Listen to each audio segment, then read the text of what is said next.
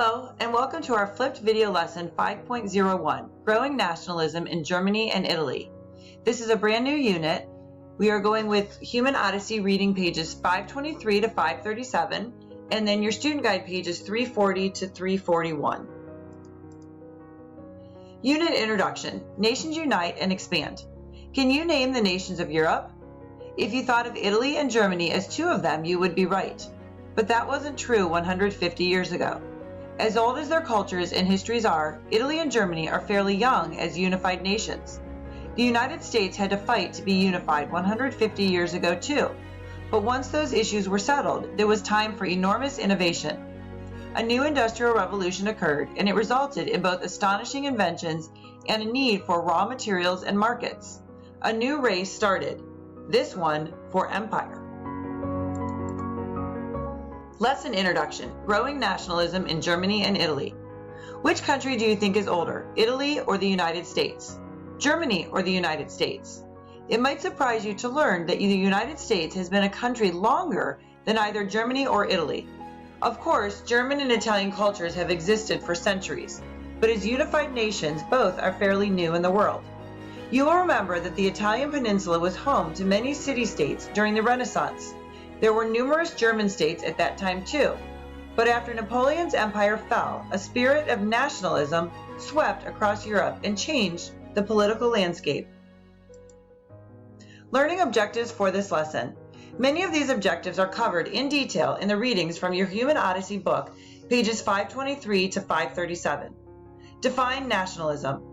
Describe the means Bismarck used to make Germany a unified, powerful nation. Explain Volksgeist and its influence on the German peoples. Identify Bismarck and his role in German unification. Identify major events and individuals in the unification of Italy. Identify the causes of Italian and German unification. Identify the Holy Roman Empire and its situation in the 1800s. Locate major German states on a map. Recognize Napoleon's role in the nationalist movements of the 19th century in Europe. And recognize the origin of Vatican City as the smallest nation in the world. This is where you'll begin on your student guide, page 340. Number 1, independent nations. Italy and Germany emerged as independent nations in the mid-19th century.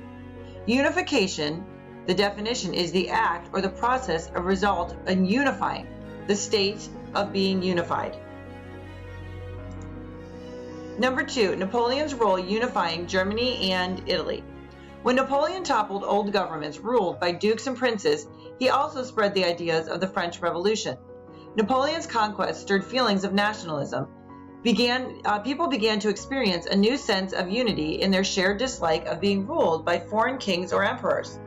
Also, Napoleon brought a sense of unity to people in different states by imposing one's currency and by having people from various states fight together in the same army.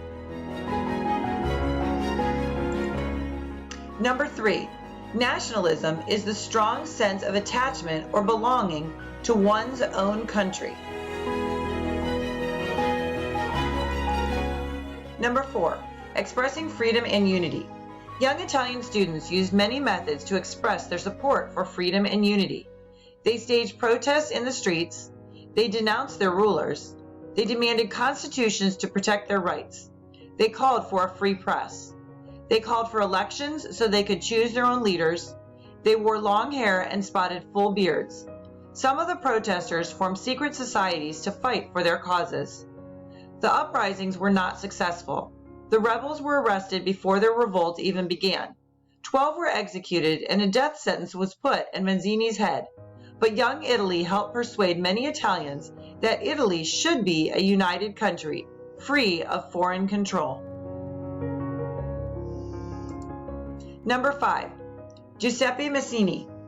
Giuseppe Mazzini was an Italian patriot who formed an organization called Young Italy to unite his fellow countrymen and to free Italy from foreign rule. He believed that people who shared the Italian language, culture, and history should live in a single nation. Number 6, Young Italy Movement. The Young Italy movement organized uprisings against foreign rule of Italy.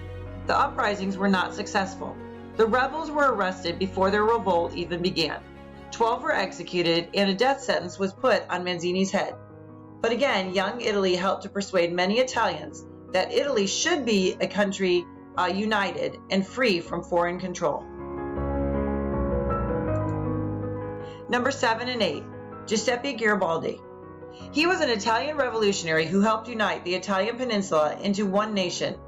He became known as the hero of two worlds because he fought with both Brazilian and Uruguayan revolutionaries, and he led campaigns for Italian independence from foreign rule. Garibaldi's troops came to be known as the Red Shirts because their uniforms were red robes that butchers had thrown away.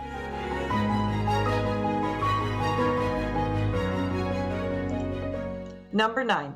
Major events that led to the unification of Italy. King Victor Emmanuel appointed Count de Cavour as Prime Minister of the Kingdom of Sardinia. Cavour arranged a number of secret conversations between the king and Garibaldi.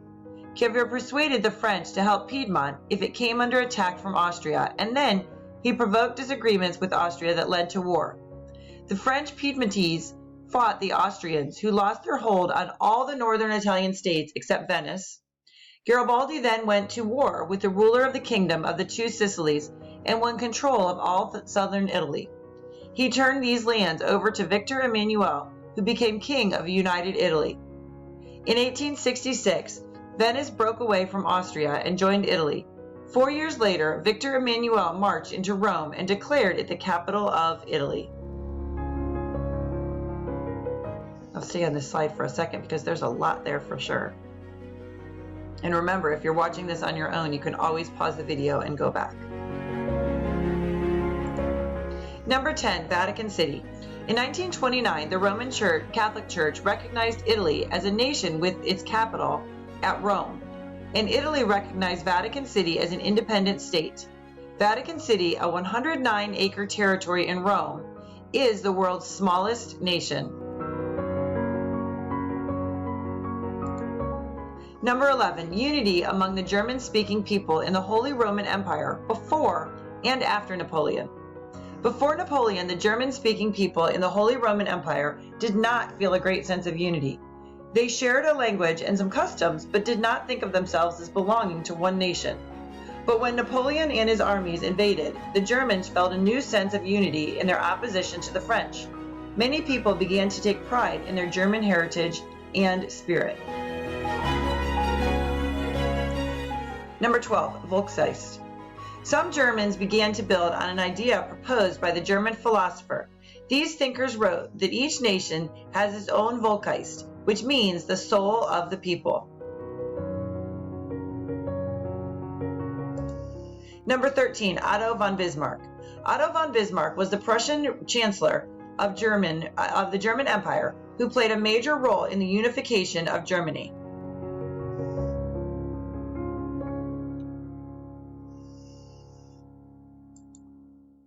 Number 14, Bismarck's role in German unification. He strengthened the Prussian army and built up Prussia's industries. Under Bismarck, Prussia began producing more iron and building more railroads. In 1866, Bismarck purposefully started a quarrel with Austria and war broke out. The Prussian army had a new weapon, the needle gun, which could fire 5 times a minute, and the Prussian generals used railroads to move their troops rapidly into position. Prussia won the fight, known as the 7-Week War. Prussia became the leading German state, and Bismarck used his new prestige to form a confederation of German states. Bismarck won the German people over by allowing their leaders to write a constitution and form a parliament. He let all male citizens vote for representatives to the lower house of this new parliament, called the Reichstag. To draw the remaining German states away from Austria, Bismarck instigated a war between Prussia and France. In 1870, Napoleon III declared war on Prussia, and nationalist feelings drew the many small German states to Prussia's side. Very quickly, Napoleon III was forced to surrender, and the new German Empire now included every German state except Austria.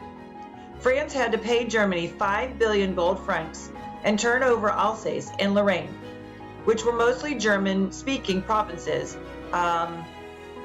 rich in coal and iron. Sorry, I lost my place there.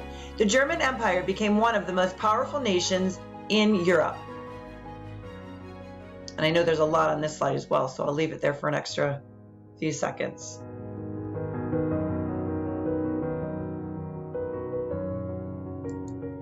And here we come to the end. Give me the ready hand rather than the ready tongue. Giuseppe Garibaldi. Thank you for joining me today. Have a great day.